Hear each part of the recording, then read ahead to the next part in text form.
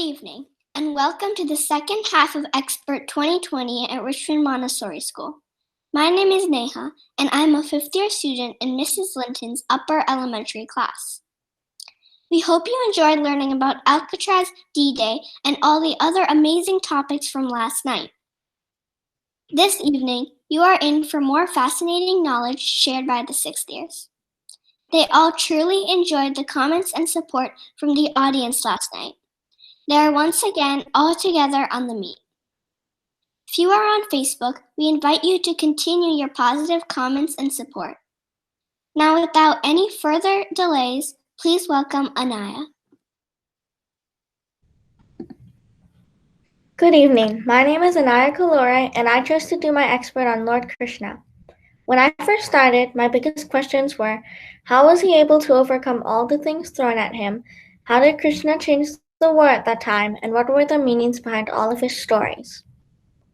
Today, I will be talking about Krishna's birth, his childhood, the terrible King Kamsa, Krishna the king, Krishna the war advisor, and his legacy. 5,000 years ago, the world was in chaos. Kamsa, a wicked ruler, burned on villages. Mother Earth went to Vishnu for help. Kamsa had a sister, Devaki. On her wedding day, before she and Vasudeva left, God told Kamsa that Devaki's 8th son would kill him. Kamsa imprisoned them and killed 7 of Devaki's children.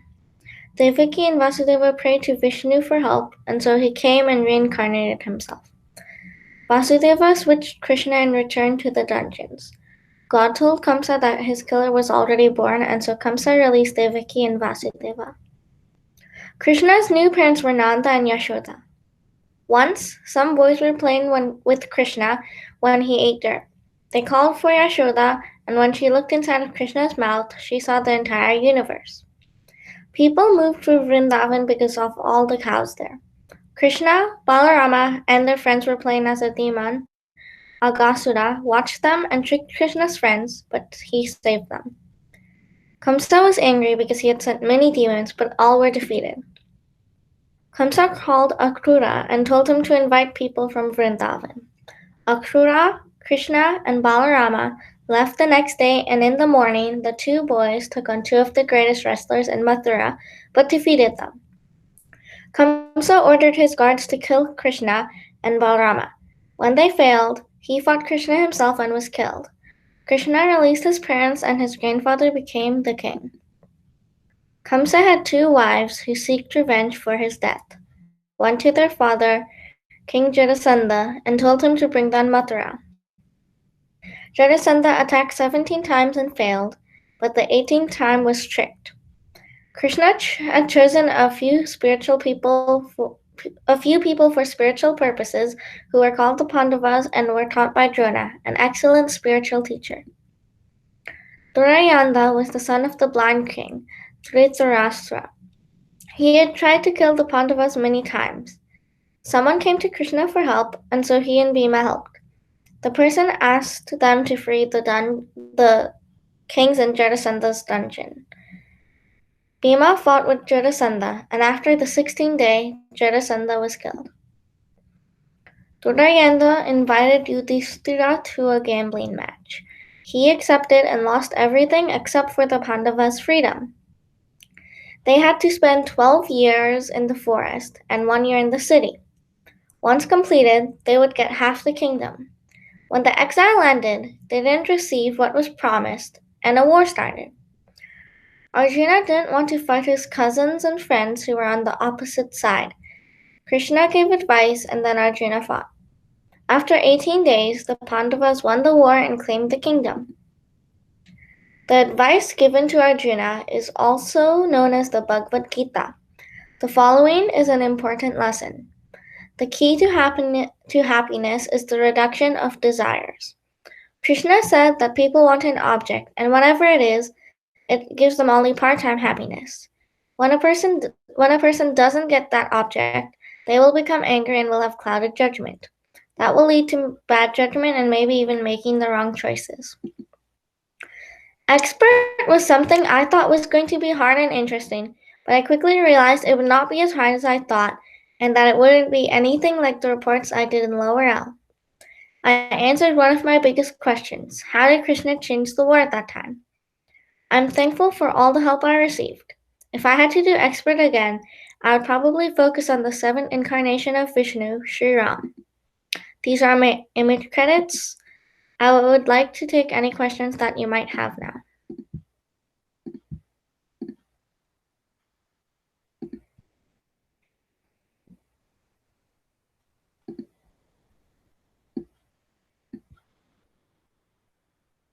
Brinda?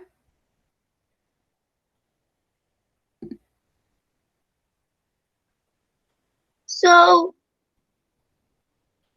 who told Krishna's evil uncle that the eighth child would destroy him?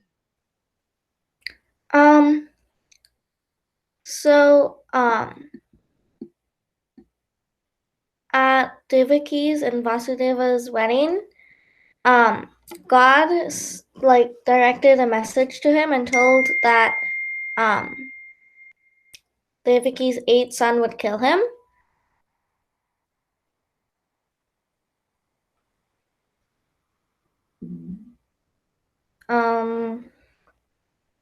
Abhishek? So I have two questions. One was, why did she see the universe in Krishna's mouth? Okay, so Krishna, he's like a god, so he is, I guess, in everything in the universe, and so he contained the entire universe, and so that's why he saw the entire universe. And also, did Krishna because you were saying mainly it was people who prayed in his name that would receive help from him.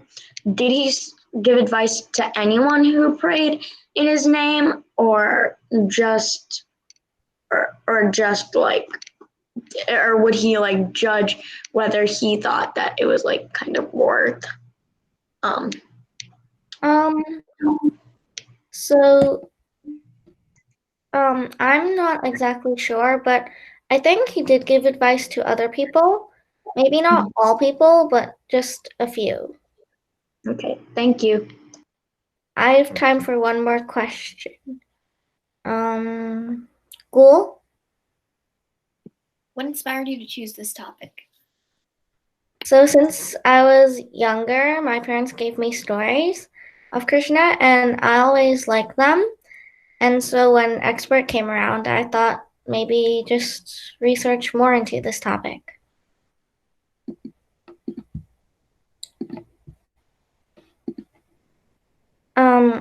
Up next is Henry. All right. Modern Architecture by Henry Russell. Today I will talk about the beginning of modern architecture, styles of modern architecture, prefab architecture, and 21st century architecture. The beginning of modern architecture. Frank Lloyd Wright was a famous architect who was part of the Chicago School, which is known for being extremely futuristic for their time. In his career, he was mainly known for his Prairie-style houses, like the Roby House. He also built some amazing non-Prairie-style houses, like Falling Water House, which was completed in 1939. Art Nouveau is a style of modern architecture that is reminiscent of nature and flowers. It was not popular because it was viewed as purely decorative. It was slightly popular from the 1890s to the 1910s, but lost all of its popularity in the 1920s. Expressionism was based on three things: crystals, mountains, and animals. Expressionists emphasized nature and emotions throughout their buildings. One expression styles of modern architecture. The International style was a style extremely prominent in the 20th century. It featured geometric shapes, white walls, flat roofs, and little or no ornamentation. This is also known as High Modernism. Late Modernism was mainly just a refinement of High Modernism. This style was ruled by architects like Frank Lloyd Wright and Le Corbusier, when the style was prominent in the 1950s, the 1960s, and the 1970s. Postmodernism used the past to influence the design of their buildings, which modern architects have been trying to avoid before. One postmodern building is the Lloyd building, which can be added onto easily using a design feature that acts like a clip-on, similar to two building blocks sticking to each other. Postmodernism also used a lot of irregular forms, like zigzag windows. Prefab architecture is another type of architecture. Prefab buildings were built in a private area and then transported to where they would be. Many architects built some prefab houses, but not a lot. It's like Frank Lloyd Wright. The case study homes were built to experiment with new materials and methods of construction by leading architects of their time. 36 of these architects were built from 1945. 36 of these houses were built from 1945 to 1966. 21st century architecture. Feng Shui is a design feature that relies a lot on direction, as people thought this was important. For example, architects that used Feng Shui had to have their houses set on mountains and facing rivers. This made modern East Asian architecture different from modern Western and European architecture. The Burj Khalifa is the tallest building in the world, at 2,717 feet tall. It is located in Dubai, United Arab Emirates, also known as the UAE. This was built by Turner Construction and Lang O'Rourke, starting on January 6, 2004, and ended 6 years later. Here are my image credits. I'd like to acknowledge my parents for helping me throughout this whole process, my grandparents in Maryland for being my second readers, Dr. Susie Kim for being my interviewee, Johanna and Nick for being my mentors, and finally, Mrs. Garrity, Mrs. Linton, and Mr. Hamilton for being my teachers. Does anyone have any questions? Arav? Do you have a favorite type of architecture? Yes, it is the international style, just like the geometric kind of stuff. Raiden? How many floors does the really tall one have? Burj Khalifa, I believe a number over 150. Okay. Luca?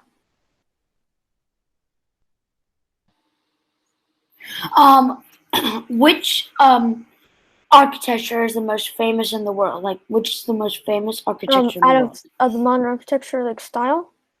Like who likes? How many people like it the most? That's a really hard question. I didn't research that in my paper at all. That's okay. Kaya? Thank you. Welcome. Does anyone actually live in? On your first slide, you said there was an architect. He built houses. Do you know if anyone actually lives in those houses? People used to live. Now they're like Falling Waterhouse. It's just more of a place that people actually go to, like tour. It's pretty big actually. It's actually like a big thing. Abhishek?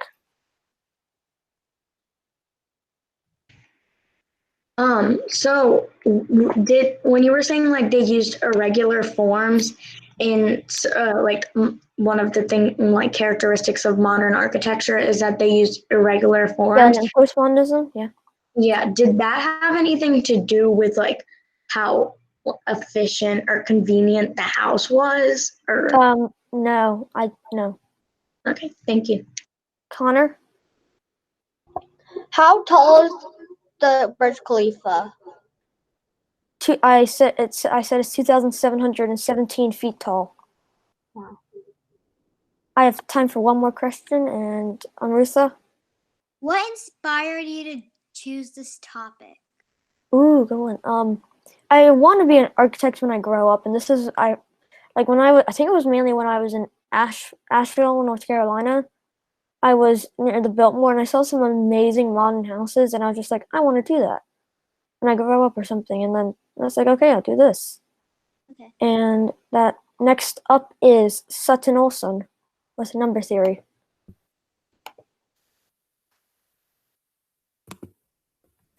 Hello, my name is Sutton Olson, and today I will approach the topic of number theory.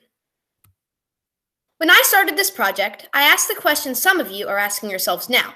How can a topic like math captivate interest and be used in daily life? The answer to the second part of the question is the image you see now. Number theory is visible in many aspects of life, including nature. And for the first half, well, I hope I can catch your interest as well.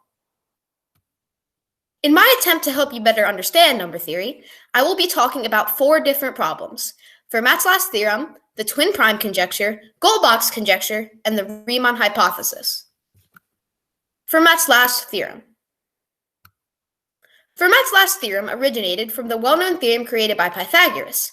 For every right angle triangle, a squared plus b squared equals c squared, where c is the longest side, the hypotenuse, and a and b are the smaller sides. Pierre de Fermat caught wind of this popular formula in about 250 AD and tweaked the formula just a little, changing it to x to the nth plus y to the nth equals z to the nth, where n is greater than 2. This means that any number to any power plus another number to any power equals one final number raised to any power. However, the exponent has to be greater than 2. Fermat stated that there were no solutions to this equation, but he did not show his proof to anyone. For over 350 years, no one, not even the greatest mathematicians, could prove or disprove this statement, and it began to seem impossible. Then Andrew Wiles came along. In 1994, he proved the theorem true, meaning that there were no solutions to the equation. But wait, when other mathematicians checked his work, they found a mistake. However, Wiles managed to overcome the flaw and solve Fermat's last theorem. The twin prime conjecture is a very popular conjecture among beginning mathematicians, as it does not require complex mathematics, and there are many patterns originating from it and many approaches to the problem. To begin, a twin prime is 2 primes separated by 2. For example, 11 and 13 are twin primes. So are 101 and 103. The twin prime conjecture asks the question, are there an infinite amount of twin primes? Again, there are many ways to attack this question, but the most common approach has to do with the variable e. E is the difference between prime numbers. In the twin prime conjecture, e is 2, and it asks if there is an infinite amount of primes separated by e, which is in this case 2. However, mathematicians have managed to prove e for much larger numbers and have begun to try to whittle e down to 2. The first major breakthrough on e came from Yitang Zhang, and he proved that there were an infinite amount of primes differed by 70 million. From then on, mathematicians have managed to bring e down to 256, but the question remains, can e be reduced to 2? Goldbach's conjecture is another fascinating problem, as it does not require complex mathematics. It simply states, every even number greater than 2 can be expressed as the sum of 2 primes. For instance, 18 is 7 plus 11, and 46 is 29 plus 17. This conjecture was introduced by Christian Goldbach in 1742, in a letter that he wrote to Leonhard Euler. The letter contained 2 conjectures, now known as Goldbach's weak and strong conjectures. The weak conjecture was solved quite recently in 2013, letting the strong conjecture gain all the attention. There have been many breakthroughs on the problem, but none sufficient enough to quite solve the conjecture. Most mathematicians believe the conjecture is true, since all even numbers up to 4 quintillion have been verified to be true to the conjecture. However, Goldbach's conjecture continues to remain as one of the longest-standing conjectures in history. The Riemann hypothesis is one of the most complex problems in mathematics and is too complicated to explain in such short time. However, I go in depth about it in my paper. It has to do with the distribution of primes, and if someone ever manages to solve it, they will receive a $1 million prize. The Riemann hypothesis is by far the most popular problem in modern-day mathematics and is also probably the hardest. It is the holy grail of modern mathematics, and it is only fitting I end on this conjecture. This project has taken my state of being, made it into a piece of clay, and molded it into a better state than it was prior. The expert has truly influenced me greatly, even to the point where I now create my own theorems. Although all of us cannot share our work with you in person, I hope our presentations provide a ray of light into your day. Thank you. Here are my image credits. More image credits. I will now be taking questions.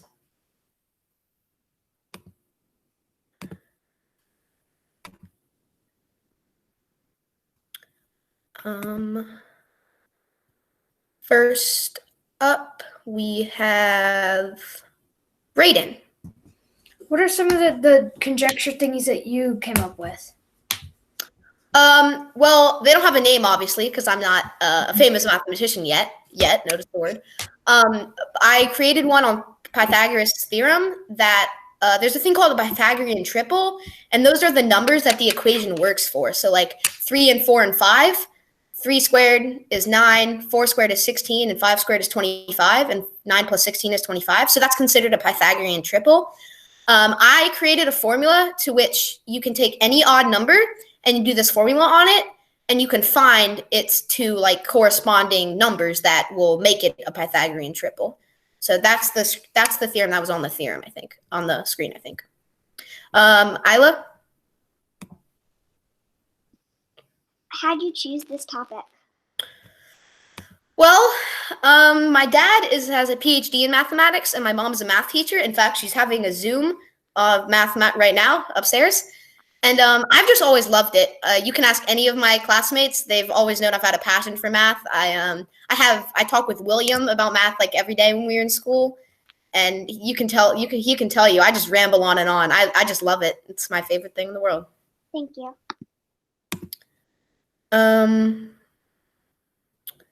Arav. I had the same question as Isla.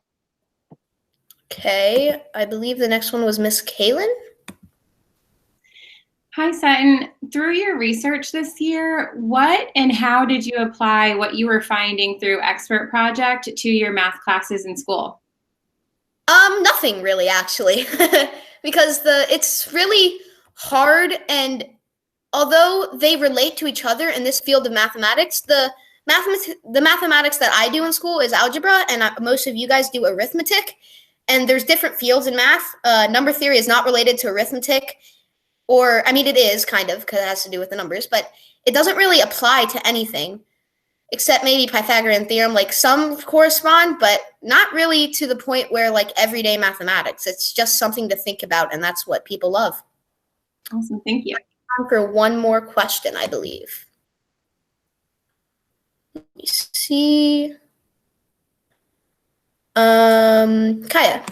Okay. My brother was wondering if he could ask you a question. Yeah, that's fine. Hey, Kaden. Who is Pythagoras? Pythagoras lived in Samos, Greece. He created the Pythagoras Brotherhood. He was really the first like popular mathematician, even to the point where people hated him almost, and he created a rebellion against his government. And it didn't end well for him, let me say it that way. But he truly was an influential mathematician, and he paved the way for modern mathematics. Thank you all. And next up, presenter will be Shai Jackson.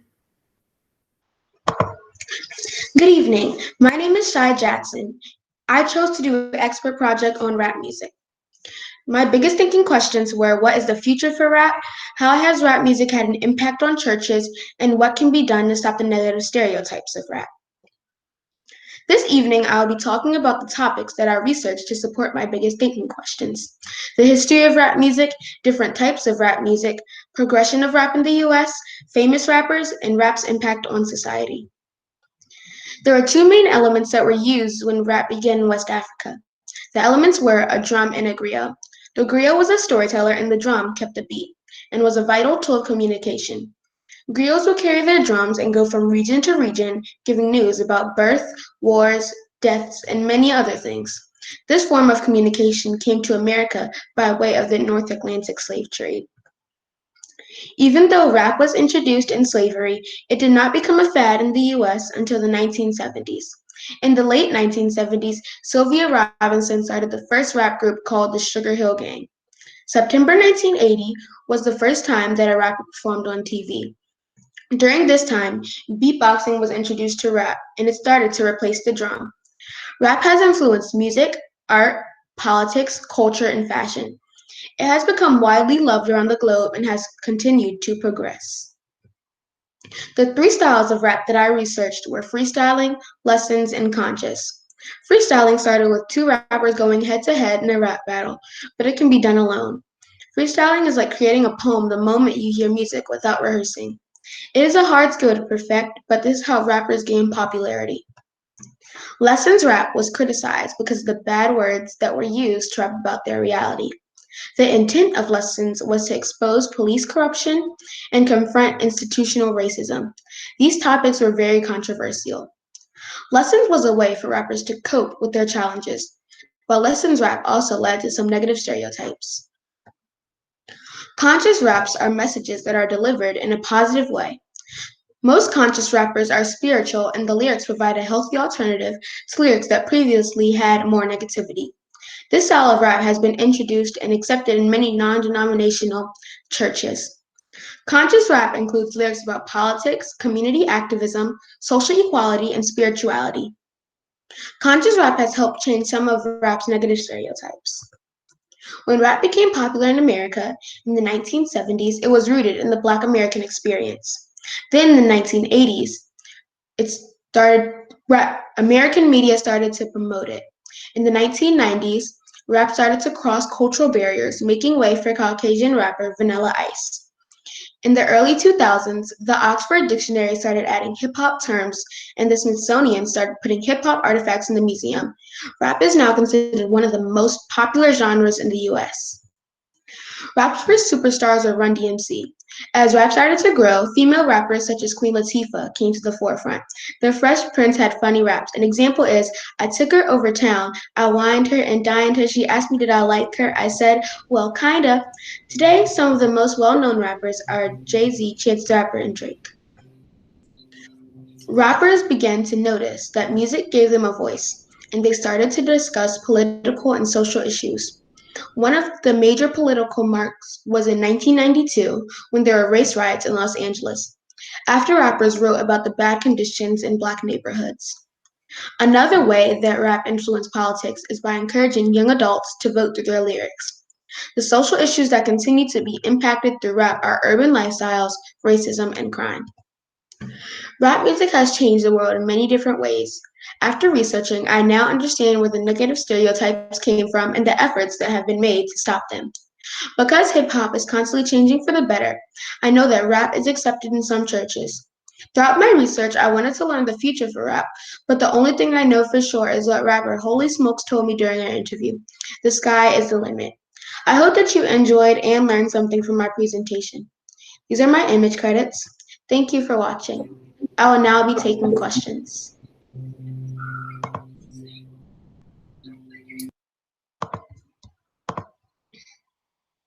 Abhishek?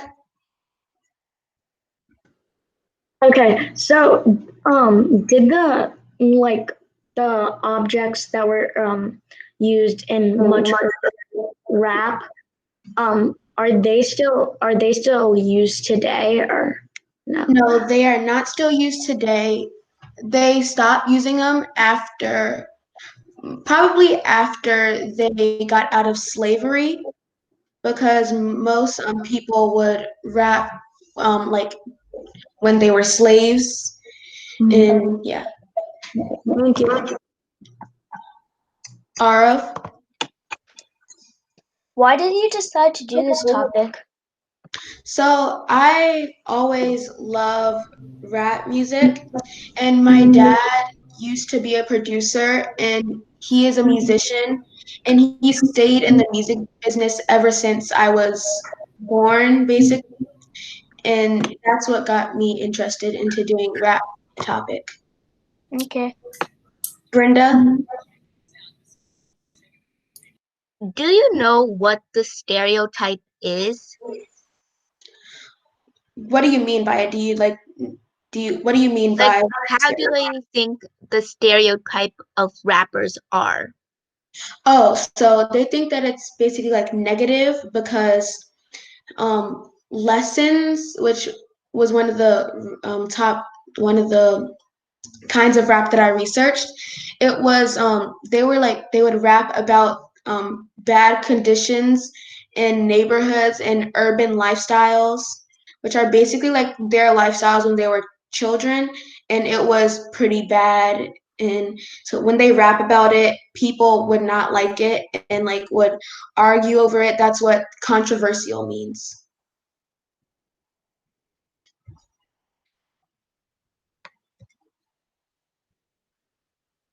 Caroline. What is your favorite type of rap music? So my favorite type of rap music, well, I don't really have one. I just like all types. Like I'm not really into like liking one type and disliking the other.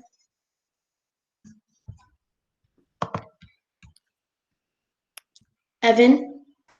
Who is your favorite rapper? My favorite rapper is Drake.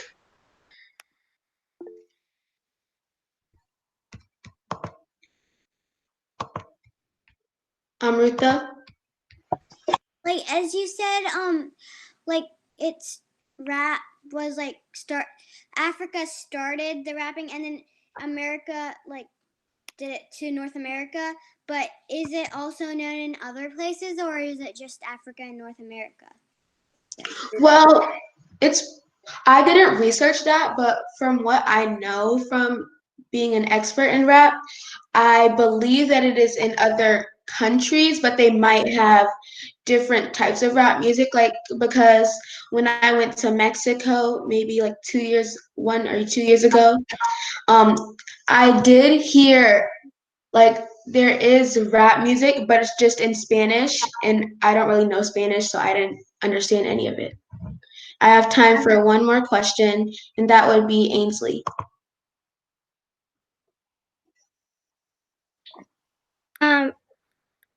So do you know who the first rapper was? The first rapper, I don't know the names, but I know that rap started in West Africa. And so the griot, which was a storyteller, would basically like rap about their day when someone played the drum. Okay, do you know the year it started? No, I do not know the year it started. I don't know the exact year, but I'm pretty sure it started in like the 1600s. Between the 1600s and 1800s. Okay, that's cool. Next up is Abhishek. Thank you, Shai. Good evening. My name is Abhishek Garg, and my expert topic is Renaissance art. Some of my biggest thinking questions I had going into expert included how has the Renaissance influenced modern art and how did it improve society then? Painting is poetry that is seen rather than felt, and poetry is painting that is felt rather than seen. Leonardo da Vinci. The 6 topics that I will be discussing tonight are the Renaissance, painting, workshops and apprentices, essential artists, Leonardo da Vinci, and the Renaissance legacy. The term Renaissance translates to an act of rebirth. The time is also referred to as the renewal of classical antiquity. Creative minds revisited beliefs from ancient Greece.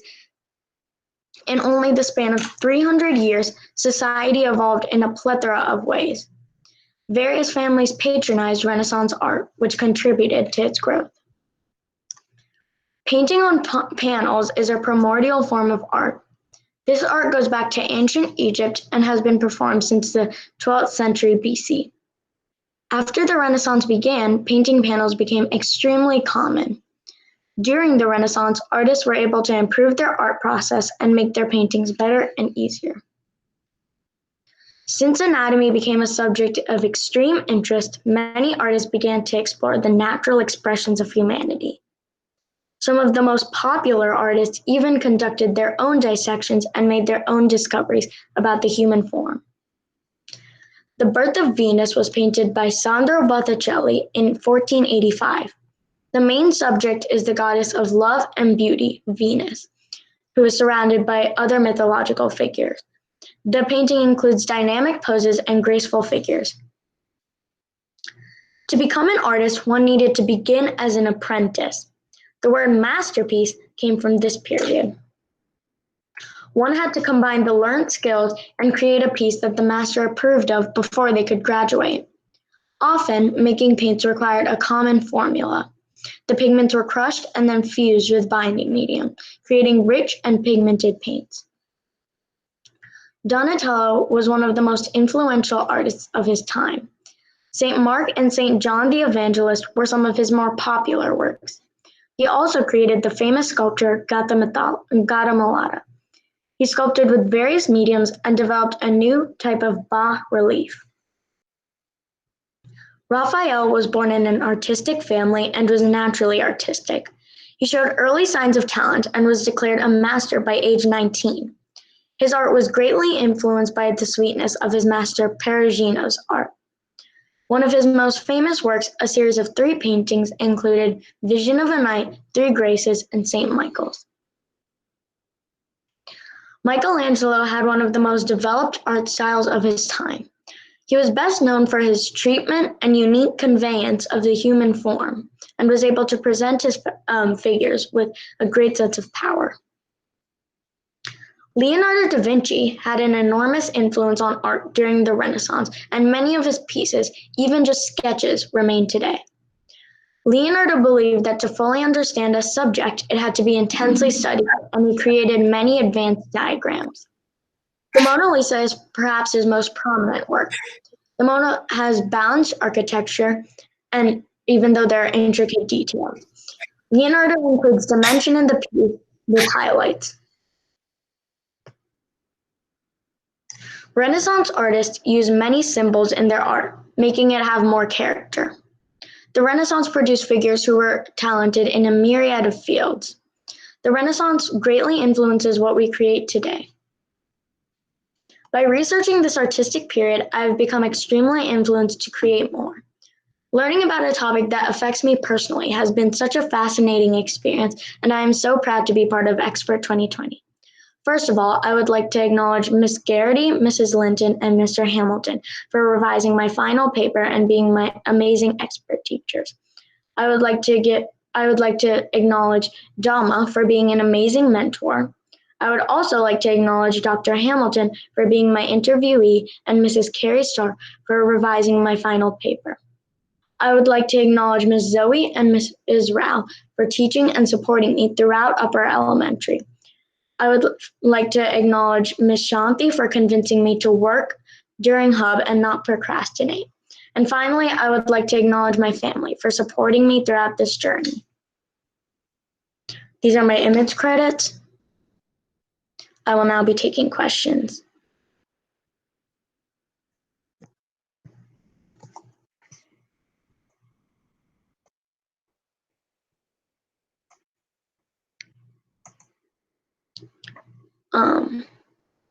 Ara, What made you decide to do this topic? So I really like art, and I wanted to know like how we learned about art through history. So I thought this topic would be really interesting to research, and yeah. Ms. Zoe?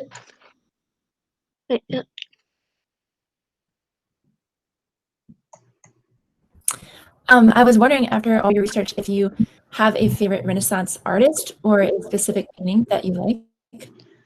My favorite Renaissance artist, I'd say, would probably be Michelangelo, and my favorite Renaissance painting was Primavera by Sandro Botticelli, and that's because I really like how he used like bright and vibrant colors, and how he drew the figures and how they're like dynamic poses.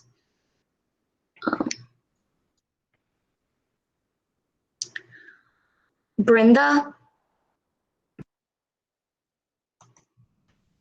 Did the art like affect the life for the people living during the Renaissance? Yes, during this time, art was much more appreciated. So even like many families would patronize Renaissance art or patron Renaissance art, which means like they would buy or support art, which means they would support art and like almost like sponsor it. And does it affect our life today? Renaissance art? Yes. Yes, because many of the modern artists, modern architecture, like modern architecture and modern art, and a lot of like just modern art, has been influenced by this time because how they utilize like anatomy and how their figures were more graceful, and just there were many ways. Matthew. My question was, why did people paint on like ceilings and wall panels and stuff? It was so our architecture, they wanted to kind of combine Renaissance art and architecture, so they painted panels like or altar pieces, and like they just really wanted to incorporate Renaissance art in as many factors as they could. So okay, thank you. Mm-hmm. And Raiden. Do you know why the Teenage Mutant Ninja Turtles are named after Renaissance artists? I do not know. Okay. And my last question, Pear. I had the same question as Miss Zoe. Oh, okay. Well then, Kaya. Do you think that Renaissance art has affected the way that modern artists paint today? Yes, because so there are many artists who these days we produce a wide variety or like many different types of art. So some people, so it's just there were so many ways that the Renaissance I guess evolved art. So many of the modern day artists will incorporate some of those changes into their art. And yes. Good evening. I'm Mira, and for my expert project, I chose to do roller coasters. Today I will be sharing a brief history of the roller coaster, a groundbreaking wooden roller coaster, a groundbreaking steel roller coaster, and the science and technology behind roller coasters. The history of the roller coaster. The Switchback Railroad was very beneficial to the creation of roller coasters. It was built in 1847 as only the second railroad in America.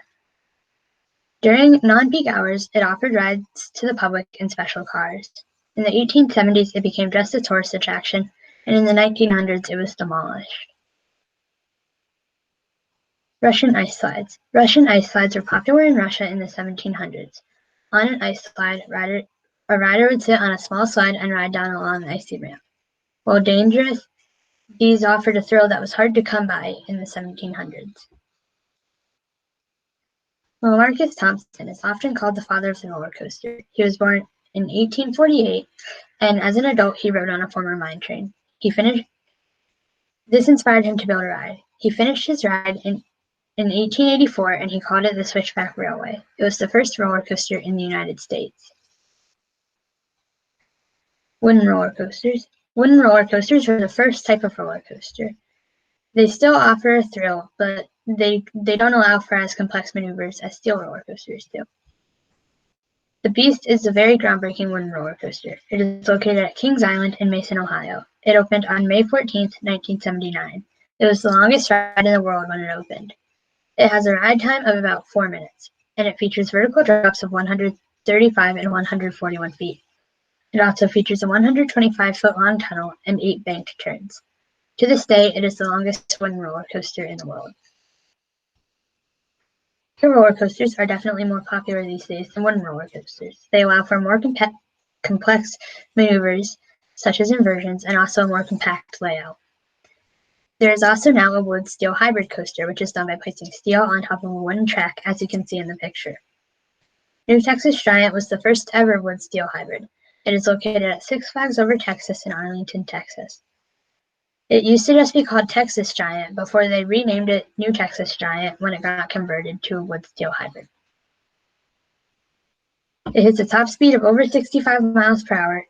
Its maximum height is 153 feet, and it features 4,950 feet of track. The technology behind roller coasters. The process of building a roller coaster is different for every roller coaster, but they all follow the same basic steps. First, they survey the land where the coaster will go. This is when they decide where the foundations will go. Next, they place the foundations. First, the foundations are dug, and then they are poured, and finally they have to harden. Next, they place the structure of the ride, and then they track the ride. Next up is the electromechanical stage. This is when they establish all of the special effects and theming elements of the ride. This includes audio and visual effects. And finally, they test and adjust the ride. This is when they train the maintenance crew on how to properly maintain the ride and the operating crew on how to properly operate the ride. G-forces.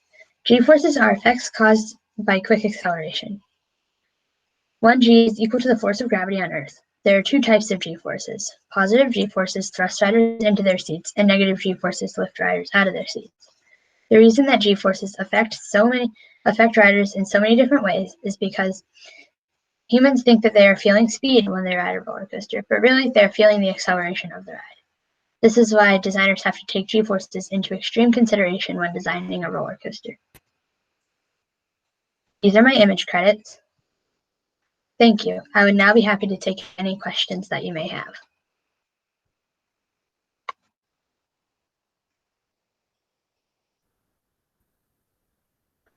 Brenda? Have you ever been on a roller coaster? And if you have, what is your favorite ride? I've been on a few roller coasters, and my favorite is the Grizzly at King's Dominion.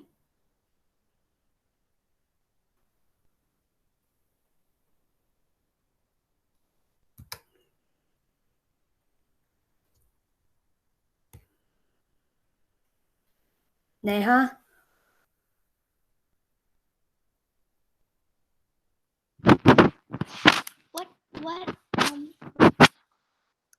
How did you get this topic? I kind of knew I wanted to do this from when I found out I had to do one, because I've always kind of loved roller coasters. All right, Raiden? So, in the beginning of your presentation, you said the mine train that was turned into a tourist attraction was called the Switchback Railway. Was the other one the first actual roller coaster named after that? Or am I just... Well, I think it might have just been a coincidence because, well, actually, maybe. Maybe it was inspired. I don't know. I just know he rode on a former mine train that inspired him. Luca? What is the most famous roller coaster in the world? I don't know. Probably Kingda Ka because it's the tallest in the world and it's the fastest in the world and the tallest in the United States. So. And what is your most favorite roller coaster park? I've only actually been to one main roller coaster park, so King's Dominion. That's what I thought. Thank you. All right, and I have time for one more question. Amritha? Is there a limit that there has to be for like how fast a roller coaster is? Cause for safety or something, or can it go? I think they definitely have to consider the speed because it affects the G-forces.